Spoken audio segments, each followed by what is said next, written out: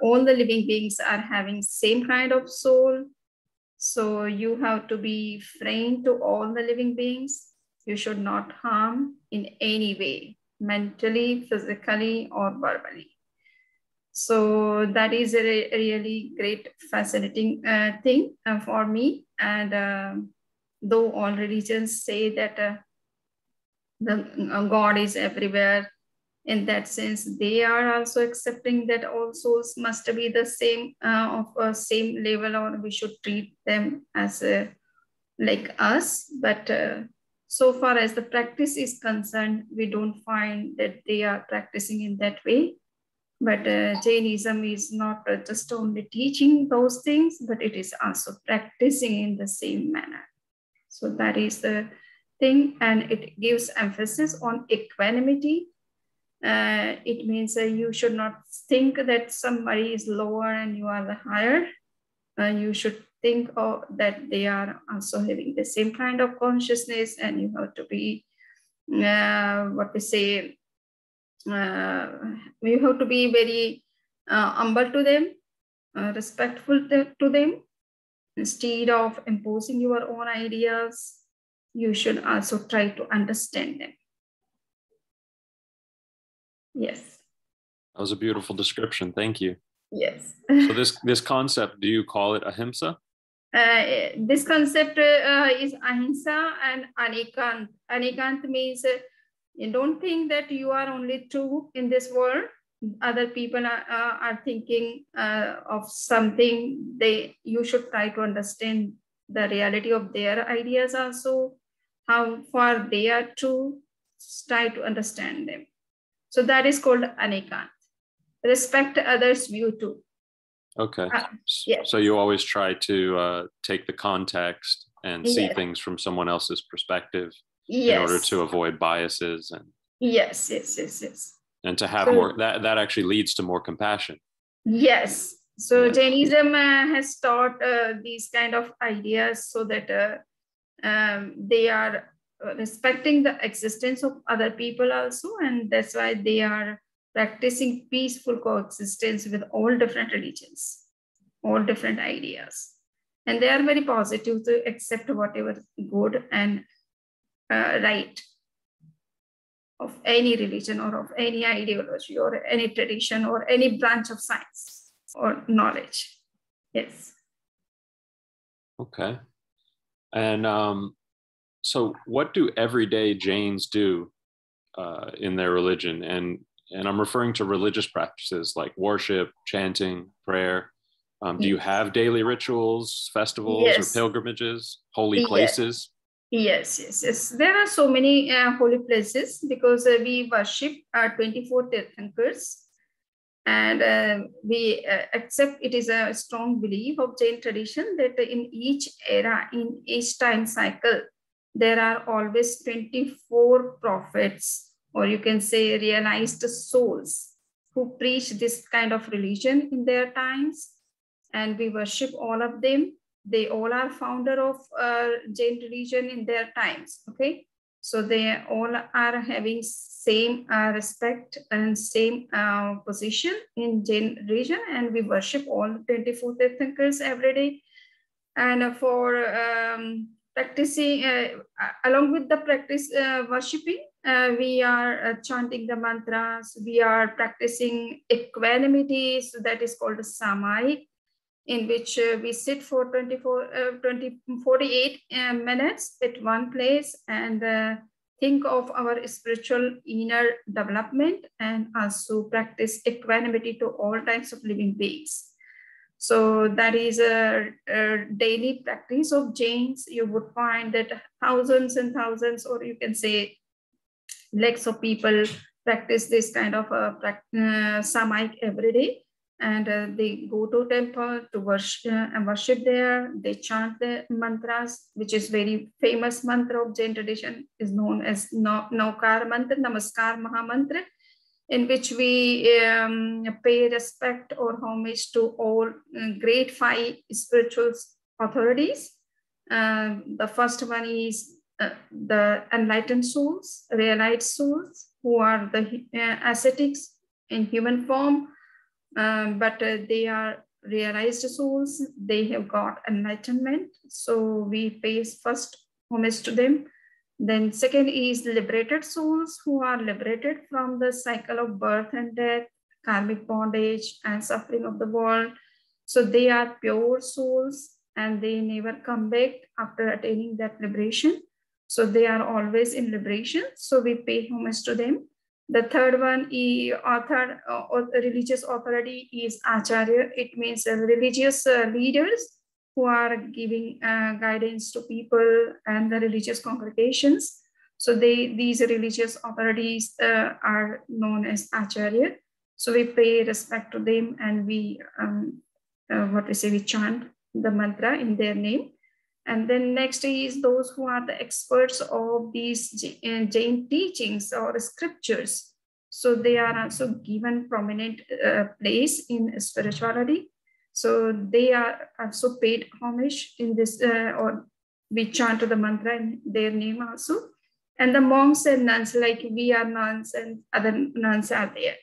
So there are some traditional nuns which are of higher category. So they are also given prominent place in the religious congregations, and they are also remembered by the people early in the morning. People go to them if they are available physically in their city. So they go to pay their respect to them. Otherwise, they chant the mantras every day. So in this way, Namaskar Mahamantra, in which we pay respect to 5 great religious authorities or spiritual figures. So that mantra is chanted by every day by the people 108 times at least. And apart from that, study of the scriptures, meditation, and making some good resolutions every day. So there are 6 types of essential practices in which first we practice Samai for 48 minutes. Then we we pray to 24 Tirthankars. Then we go to pay respect to monks and nuns if they are available in the city. So that kind of practice is essential for all the Jains. Next is meditation, confession. So that is called a pratikraman. It means whatever mistakes you are doing in daytime or nighttime, you have to confess for them and take some atonement for that. So that is called pratikraman. So that is also a daily practice of Jains, especially the Jain monks, nuns, we have to do every day, twice in a day, and make some good resolution to overcome your own weakness and to grow into spirituality. So these are the 6 basic essential practices for all the Jains. Even the monks and nuns and the lay followers all have to practice these 6 things. They are known as 6 avashakas. It means essential religious practices. Wonderful, thank you. And so just to be clear, these are obligations among the lay people. It's not just for the monks and the nuns. These practices. These 6 practices are very essential for the monks and nuns, and the lay followers are also suggested to follow the same. Is there one that's for the lay people, one that's more incumbent upon them to follow than the others, or 1 or 2 that you think most Jains definitely do daily, like the 48-minute meditation? Or yeah, they are suggested to do it every day, but for some reasons, if they could not do it, at least they should try to do it once in a week or once in a month or whenever they get time. Okay, so that is essential, but it may be that some people are engaged in some particular job from very early time, so they couldn't get 48 minutes to sit at one place and meditate. So they are suggested that they should try to manage the time and spend their time in meditation. Okay. Yeah, and the vegetarian diet, to practice vegetarian diet, these are the very simple things for all the Jains, that they have to be vegetarian, strictly vegetarian.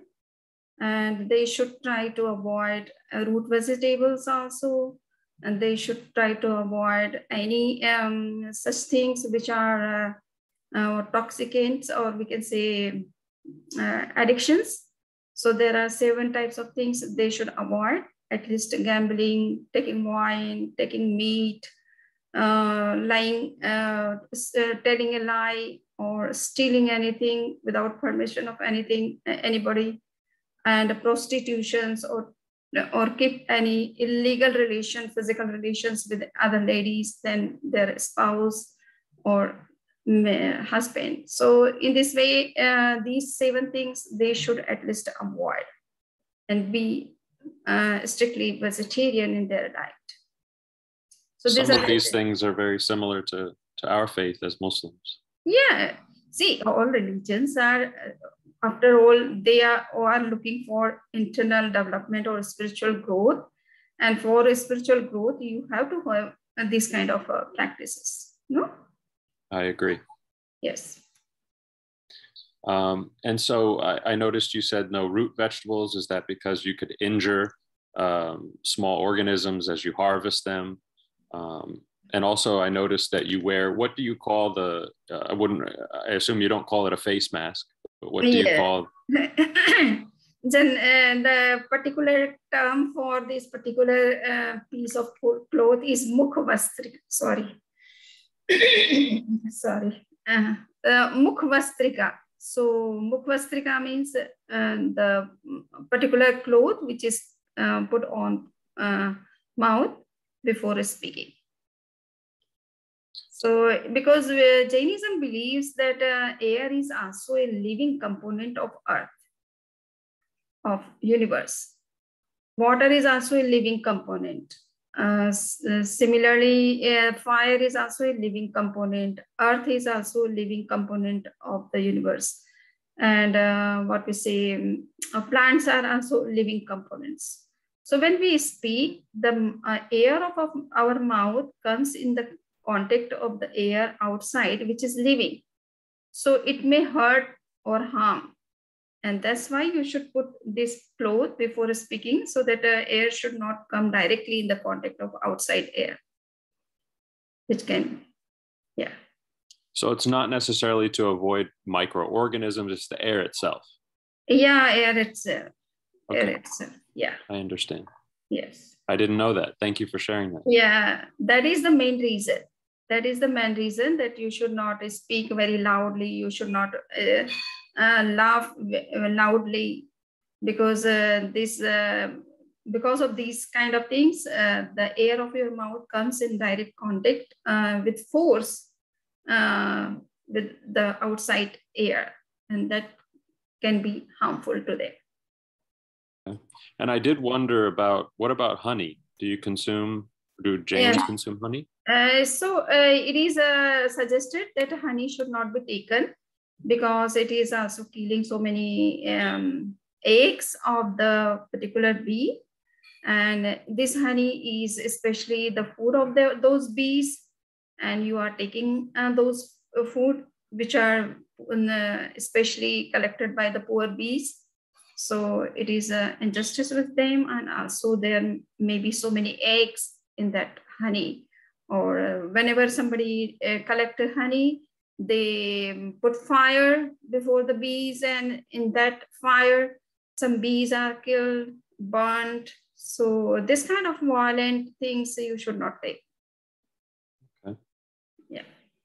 And if somebody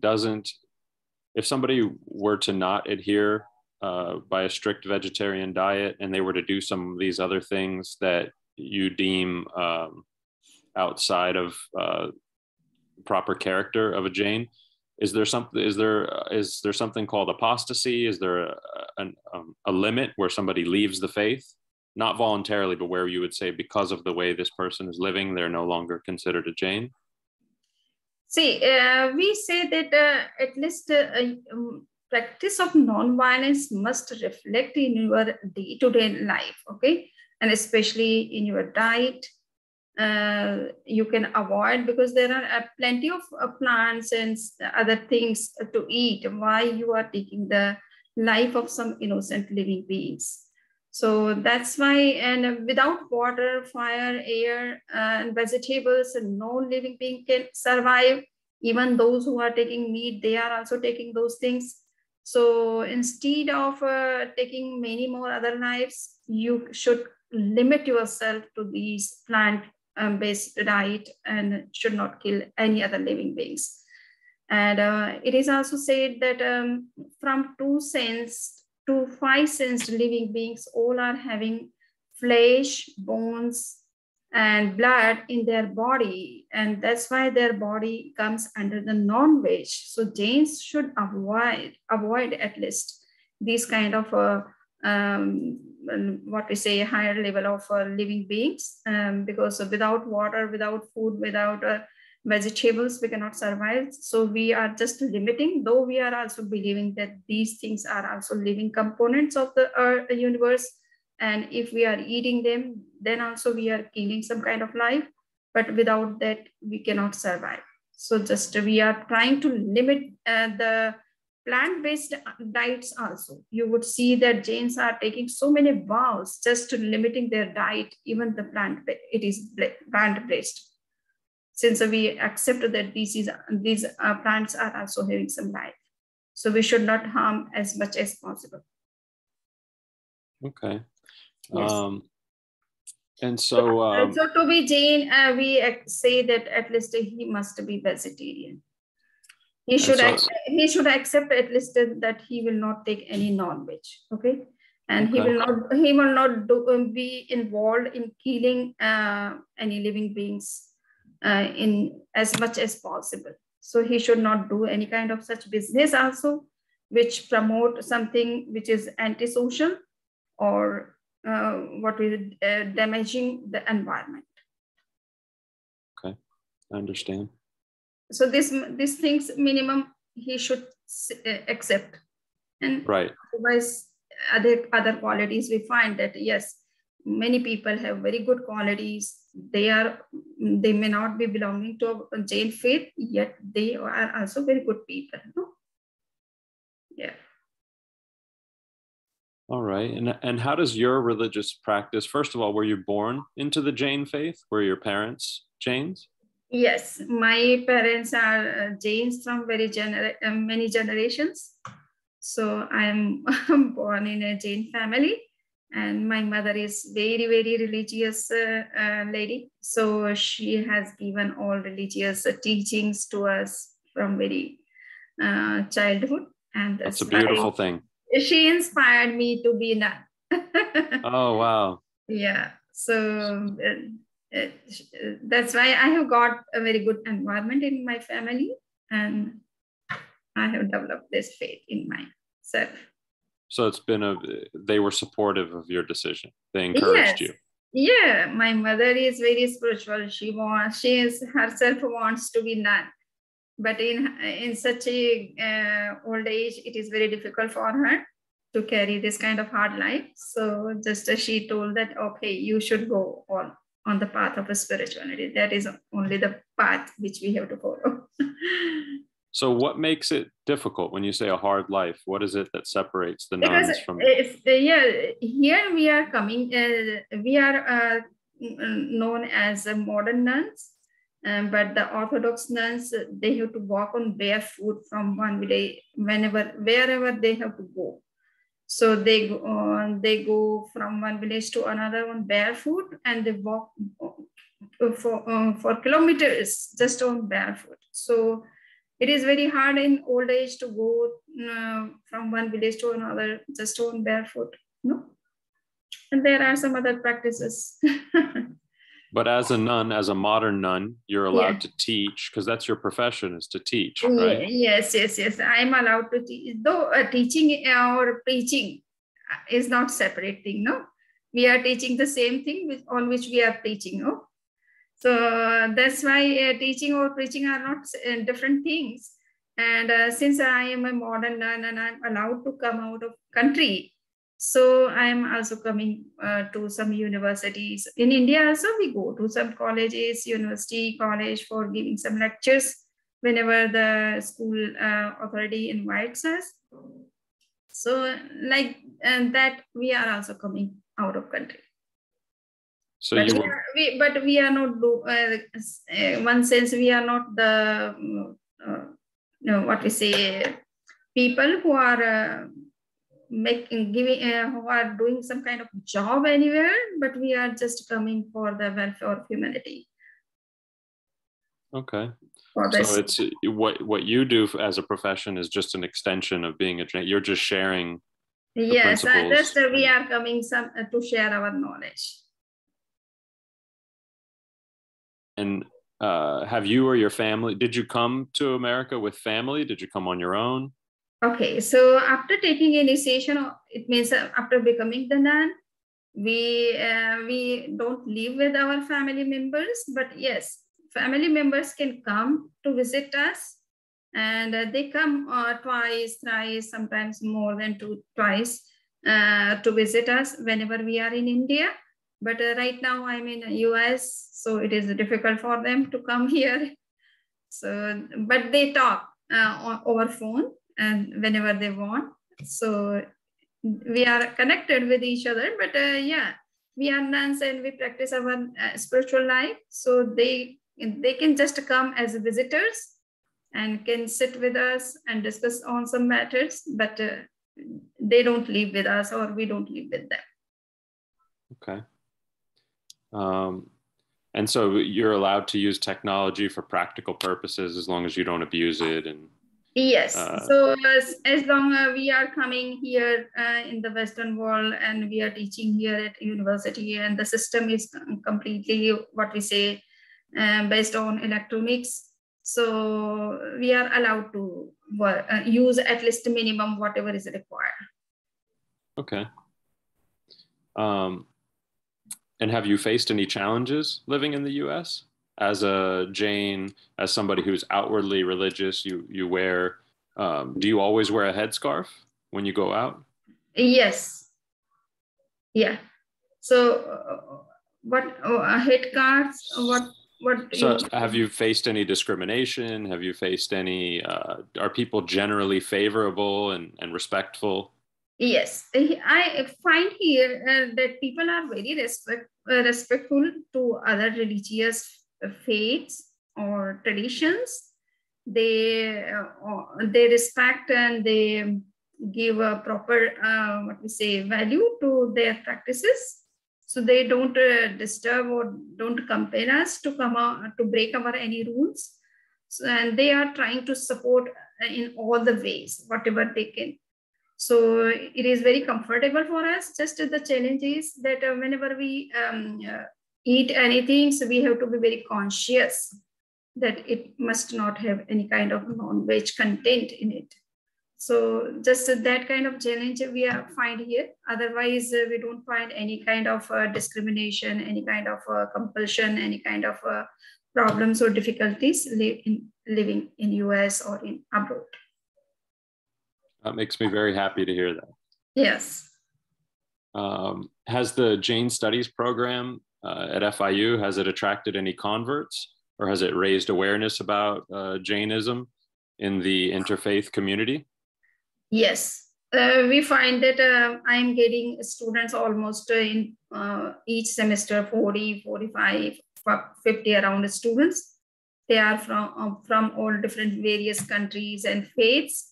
And I have seen that they all are very receptive, very positive, and they are ready to accept something right and logical and also what we say scientific. So they appreciate Jainism and they say that this kind of religion should be taught in each university, every university of the Western world, so that the environment can be more peaceful, more non-violent, more spiritual. So I find that they give very good respect to Jainism and they like very much. So it has created awareness among the mind of the students that yes, and the interfaith community that Jainism is very good and they want to learn about it. And I get so many invitations from different faiths even for the lectures, for the interviews that they want to know about this practice. Were you surprised? Were you surprised by that at all? That it was so well received, or do you anticipate that because you know your teachings are compatible with the West or wherever you go? How did you feel when people started reaching out to you? And yeah, so I feel that they are very positive people, and I don't expect that they would be Jain completely, or so I most of the time the Jain people of Jain community ask that how many students have become vegetarian. So I say that don't expect these kind of things from them, because they have a very different culture and different teachings. So until and unless there is cultural revolution, total change of the culture, you cannot expect this kind of practices from them. So they must live with their community, with their culture, with their society, and whatever is going on in their society or culture, they have to live with that. So we just they are trying to understand Jainism, and they value it, and they think that all the principles are very logical, scientific, and very peaceful and non-violent nature. So that is enough. They should just understand that yes, these things keeps value in their life, or they are important also to understand. So that is enough for us. Right. Sounds like it's wherever you go, it makes a positive contribution to the society that you encounter. Yes, we should show some new light to them. If it is there, it is lacking in the particular culture, then we have to show that just light. If they are positive and ready to accept, they can, but we are not after conversion. Okay. What advice would you give to parents of any faith, not just Jains, but parents of any faith? From a Jain perspective, what would you like to see being modeled and lived out by parents and taught to children? Okay. So just we have to see that how we can live with peace and respect to others. This is the first and foremost thing which we have to learn as a human being. If we are spiritual, we are religious, then we have to be more respectful to all other people. But if we are general people, then also we have to be very much respectful to others also. As we are, we want to live in a comfortable zone, or we want to live peacefully, or other people also live in the same way. So we have to be respectful and try to understand other people, other views, other traditions, other cultures. And if you have something good you can share with them, and something good you can learn from others. So that kind of receptive and open-mindedness must be there. In the name of religion, if we promote some kind of what we say fundamentalism and create violence in the name of religion, then religion itself is what we say become very object of hatred to the younger people, or to the people who are very genius. No? So we lose the faith in such kind of religions. I agree. It's very short-sighted. Yes. Yeah. So if all religions say, Muslim religion says that the universe is created by the universe, by the God, or all the living beings have been created by the God. Okay, if it is true, then also you have to respect all other, because God has created all living beings. No, whether the Jains, whether Buddhist, whether others. So where is the problem? Why we are fighting in the name of religion? Why we are after conversion? Why we are imposing our own culture on other people or other countries? Where is the problem? I don't understand why this faith, this kind of fundamental mentalism is going on in the name of religion. Jainism has had very big population in India. You know, in the time of Lord Mahavira, almost the whole India was Jain.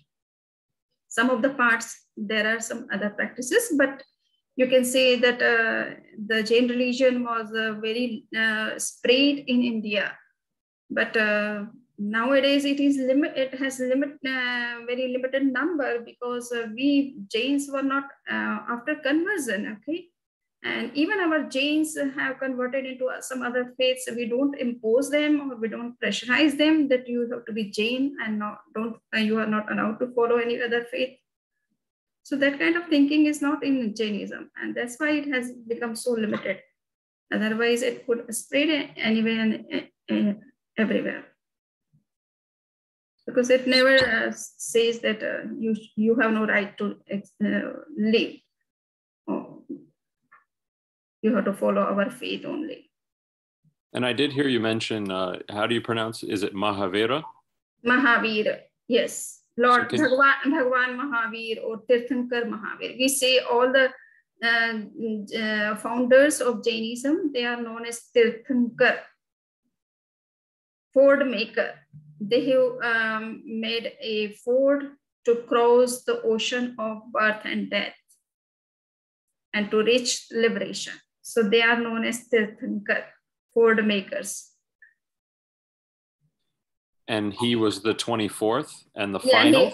Yes, he was the 24th. The first one was Lord Rishabh, Bhagwan Rishabh or Tirthankar Rishabh. And after him, 28 two other successors. And the last one, 24th, was Lord Mahavir, Bhagwan Mahavir. So he was born in around 2,600 years before. It means the 6th century BCE. Before him, there was 23rd Tirthankar, who was in 8th and 9th century BCE. Lord Pash, Bhagwan Pash, who was born in Kashi, where the Shiva was born. And were you born near that city? I'm born in in the state Madhya Pradesh, and the small town is Jhabua. It is near to Indore, Ratlam, Ujjain, if you know. So it is a very populated by the what we say primitive people, who are known as Adivasi. So very small town, but I was born there, and later I became the nun. Then after becoming nun, I visited to so many countries, and I'm coming here to FIU second time for teaching. Oh, that's wonderful. So this is your second time? Yes. Oh, I didn't know that. I came during 2010 to 13, and then again I came from 2019 onward. Well, welcome back. Okay, thank you. So what special needs would you say, aside from your diet, are there any other special needs if you were a patient at a hospital? So if you went to a hospital and you had to be checked in and you were staying there, is there anything that hospital staff should know or abstain from doing or saying? Any special needs that you would like if you had to stay in the hospital? Okay, so just we say that you should not prescribe any kind of medicine which is having any kind of non-veg content. Okay, so that we say to doctors, and if possible, just you can suggest what can be the best exercise or meditation or other things rather than taking some medicines. But okay, of course, hospital is not for that purpose, especially it is just for giving some treatment or medicines. So we say that you should prescribe minimum medicines if it is required. If it is not required, we can avoid.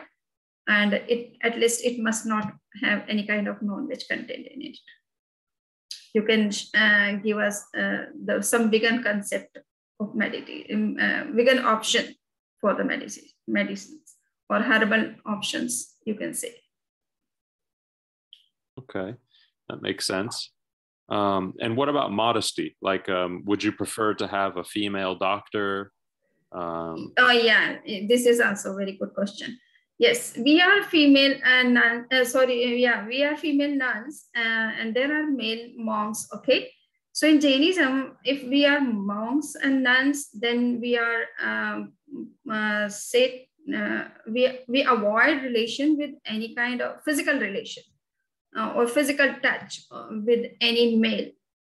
So that's why whenever we go to hospital, we try to see that if the doctor is lady doctor, then it is preferable for us. In some situation where we don't find, then only we are allowed to take the help of the male doctor. And for that, we have to take some atonement. I understand. Yes. Okay. And if you were to, like, how does your path as a nun, or maybe just as a Jain, affect, maybe not you, but others who have other jobs outside of teaching? Let's say somebody works in a factory or somebody does customer service. What are some ways that Jains, aside from following their principles, are there any special needs or do they have to avoid? You wouldn't find a Jain working in a butcher shop or something like this, but yeah, is there anything? Yeah, Jains are expected that they should follow their principles even in their business, and they should not do any kind of such business in which there is a killing of animals or productions of wine or mining or destroying forest, okay, burning the forest to convert into coal. So such kind of business, almost 15 types of businesses, which are not good for the society and also for the nature. So they are completely prohibited for the Jains.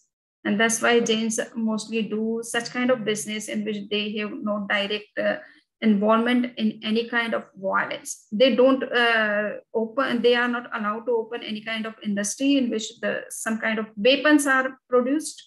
Weapons, okay?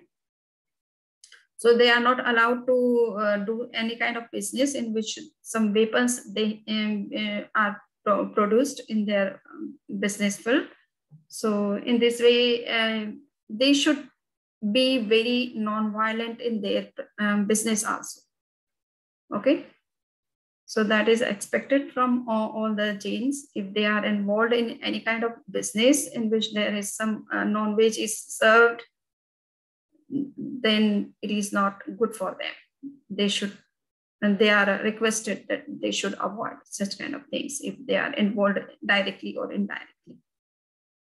See, well, I was in Mumbai, and there was a guy who is doing at present a very big business, and he has a good restaurant, prepared so many types of different types of sweets and other spicy things, and he is very famous in Mumbai.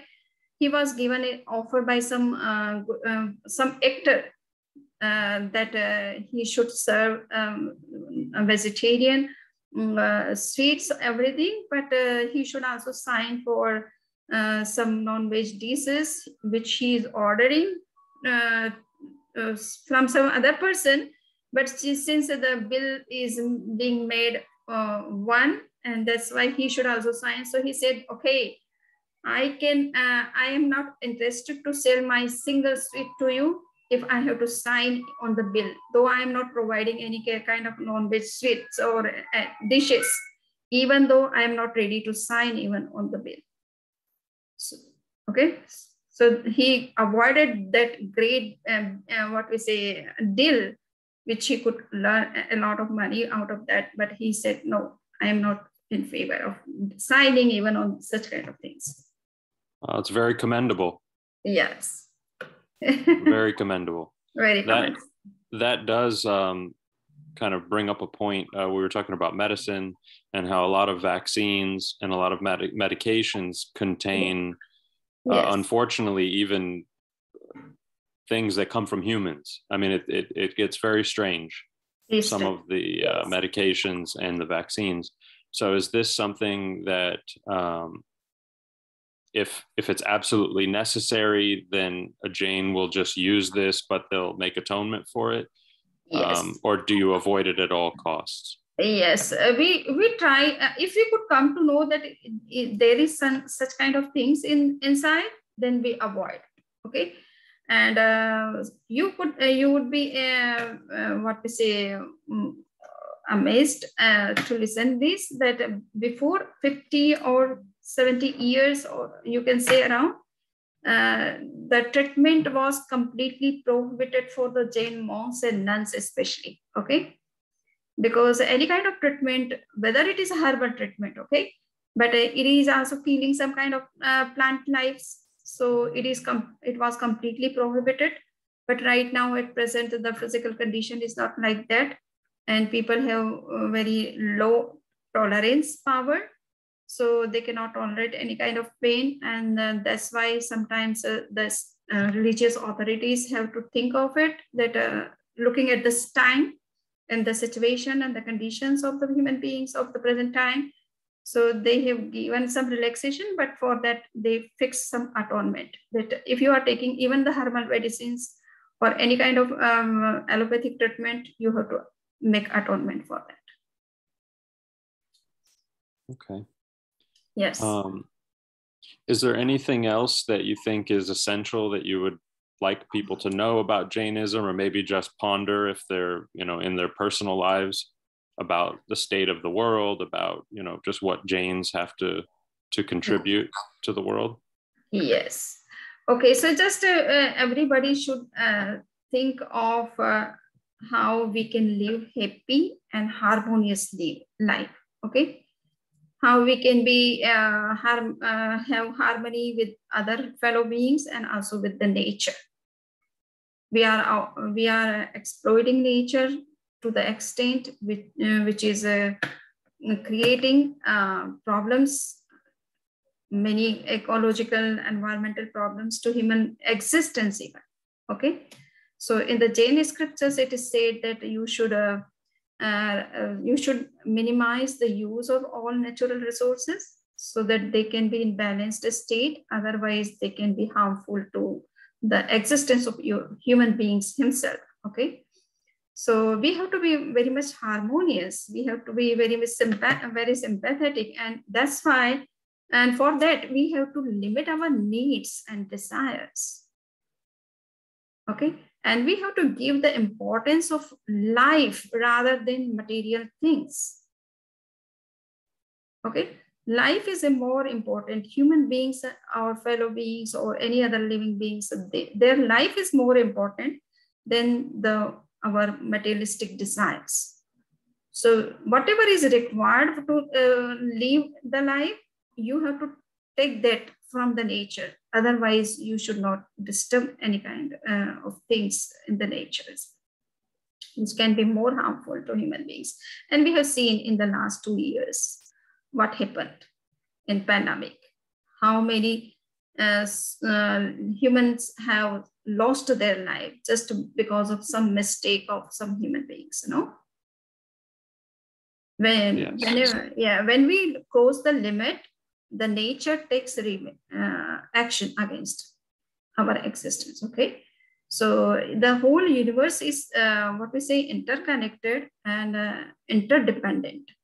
So we have to realize these core values of the cosmic laws. If we want to survive, we have to let others live peacefully. Nobody can live isolated life.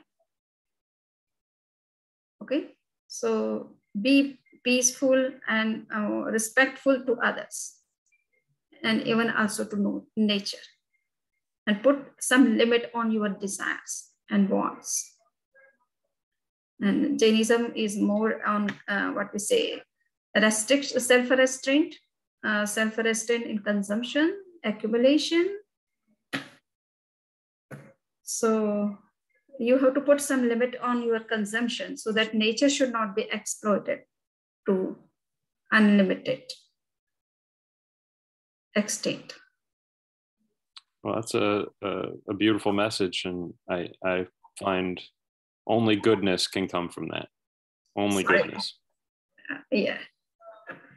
So Jain, the basic main principle is non-violence, non-absolutism and non-possession. Okay. Non-absolutism, meaning that was the principle that you were explaining earlier about taking into account. Yes. You should also try to understand the reality from various different points of view. So one and the same thing can be explained by different religions in a different language. So try to understand their views, what they are saying, how far they are true. So in the non-absolutism teaches us to respect others' view. If they are correct, you have to accept. It is not necessary that all the views are right, okay? All the views are correct. But try to understand what they are saying first. If they are saying something right and correct, you have to accept, you have to give respect to them. Something which is wrong, we have to indicate to that also. But first, try to see what they are saying and what they are doing. So that is non-absolutism, or you can say aneka. Non-violence, be non-violent, harm with all fellow beings and the nature. And the third is non-possession. You have to put limit on your consumption and accumulation. People are going after money, okay? And they are not perceiving even their own relatives, okay? So what about other fellow beings? So they can go to any extent. They don't see that if others will not be there, how you can survive, okay? You can survive on only with the support of others, no? If somebody is becoming richer, then he is becoming on the basis of the other people from whom he is getting money, no? If they will not survive, how you can be richer or any other position? So I did read that Jains, because of their desire to stay away from or to adhere to ahimsa, a lot of them got involved in the financial industry in India many years ago. And so a lot of them did become very wealthy. Is there a system where you purify your wealth, where you have to donate, or is that up to the individual, how much they give to charity and how they live? Okay, so Jains are rich because they don't misuse their money. Okay, they don't misuse their money. They are not doing anything wrong to other people. They are not using money in some bad things. Suppose they are not taking wines, they are not taking meats, they are not doing gamblings or like this. So they are saving money in that sense, okay? They are using for good purpose, for religious purpose, for charity, for humanity, wherever there is some natural calamities or any kind of attack from other countries on India, they are ready to open their treasures to support the people or to nation. So they would always, they just and try to limit their own needs actually. Okay, so they consume very limited things. So money is already saved, and if you are honest in your business, your people will trust on you. Automatically, your business will flourish, no? And they give their best, and they work very hard. So because of these good qualities, they are flourishing in their business, and from very generations, they are having such kind of business training in their family actually. Okay, so they have such kind of mindset also from very birth. And good, if you are taking good food, means a plant-based diet, your emotions would be under your control, no?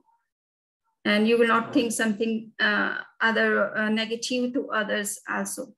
So that it is said that jaisa khaye anna vaisa hoye man. It means what you eat makes your mind, okay? So you have to think of your diet first. And that's why Jainism is very much emphatic on diet. What kind of things you are eating, that kind of the emotions you will get in your mind. Okay.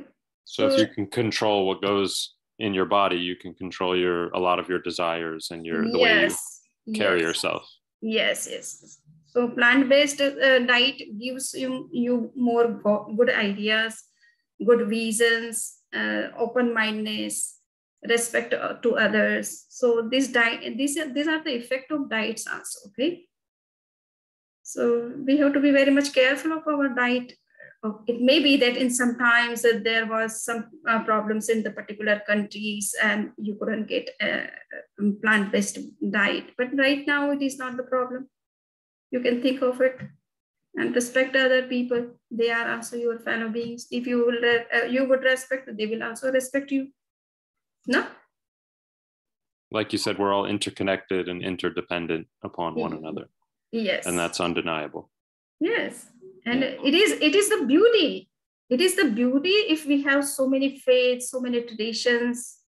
No, it is the beauty. If we find one color of flowers in entire garden, then we will get boredom, no? I agree. Yes. So we can learn from others. No, there are some things which the Muslim Islam religion is having something good. The Jain religion is having. So you can share with others. You can sit with others. You can learn from each other. And there is always some hierarchy or gradations in everything. Okay, and one person cannot get everything into his mind. No. Other people have also the same kind of mind, same kind of practices. So they might have some different ideas, different things, and you can learn from them.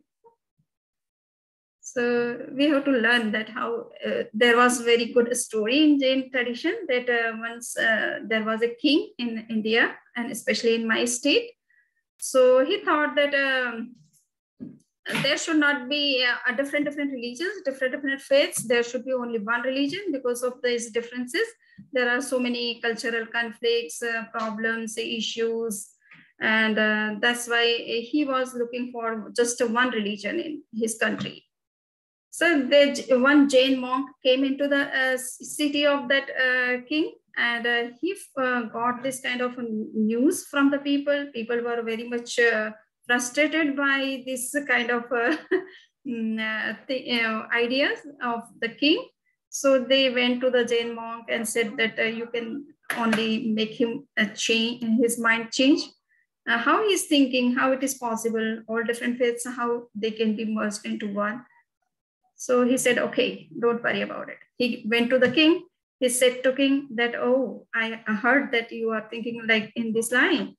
And though it is very great idea, but just I was wandering and walking around the city, and I saw that there are so many shops in the city. If somebody wants to buy some clothes, then he has to go to the cloth merchant, and if he has to buy some other things, he has to go to other shops. So it is very difficult for a person to go to so many shops. Why you cannot think of one shop where everything can be available? He said, oh, it is not possible. Otherwise, there will be so much crowd and nobody can get anything. So he said the same thing you have to think of other faiths also. Okay. It is not possible to handle all the people by one religious leader. Okay. You must have also different faiths. Whatever someone wants to follow, he can follow on that faith. So one person cannot handle all the great number of people of your state, and it will be very difficult even to listen to that guy by all people, because there will be so much crowd. Nobody would be able to listen to a single word of that particular religious leader. Okay. So then the king understood the point why the monk is asking about making all the shops one. So he said, okay, I will give up this idea and I will not pressurize people that they have to follow just one faith or one religion. They can follow what they want. So he helped the king come to this realization on his own without even pressuring him to accept this idea of multiculturalism that's beautiful. A lot of wisdom in that. So it was Jain monk who changed the mind of the king that you should not think of making all religions one. It is not possible.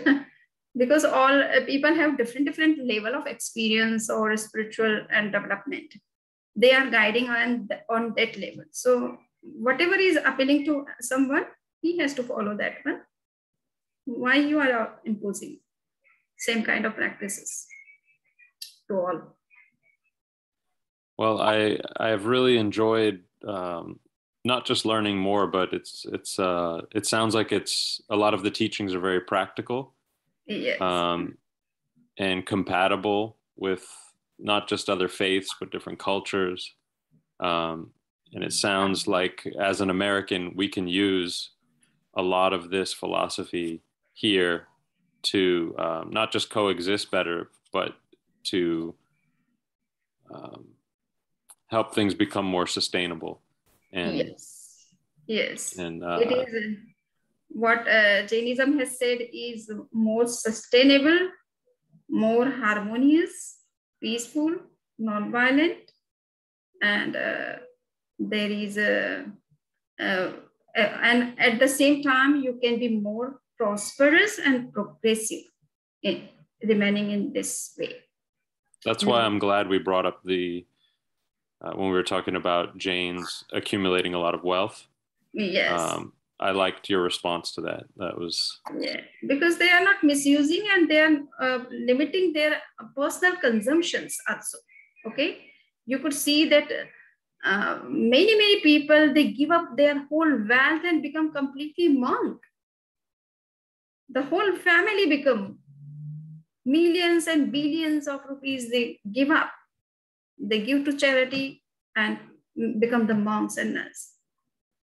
Okay, so they are thinking that the spiritual growth is the main purpose of our life and not the collecting the money and resources for consumption. They think that if we are doing more and more consumptions, we are going to lower stages of our spiritual development. We are declining rather than we are developing ourselves.